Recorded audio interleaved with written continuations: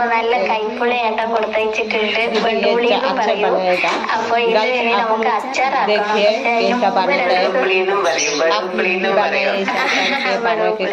അപ്പൊ ഇത് അച്ചാറാക്കാം. ചെറിയൊരു കയ്പുണ്ടാവും അച്ചാറ്. അപ്പൊ ഇത് നമുക്ക് പെട്ടെന്ന് അച്ചാറാക്കുന്നെങ്കിൽ നമുക്ക് ചൂടുവെള്ളത്തിലിട്ട് വേവിച്ചിട്ട് അങ്ങനെ അച്ചാറാക്കാം. അപ്പൊ ഇത് നമ്മൾ 2-3 ദിവസം ഉപ്പിലിട്ട് വെച്ചിട്ട് പിന്നെ അച്ചാറാക്കുന്നുള്ളൂ. അപ്പൊ നമുക്ക് ആദ്യം ഉപ്പിലിട്ട് വെക്കാം. अच्छा लगे तो बना के खा के देखिए।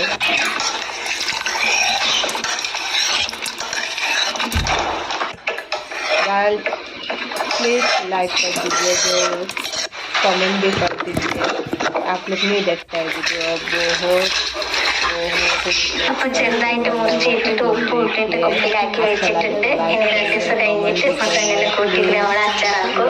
അപ്പൊ ഇങ്ങനെ അല്ലാതെ വേറെ തരത്തിലങ്ങനെ അച്ചാറാക്കുന്നുണ്ടെങ്കിൽ പറഞ്ഞു തരണം.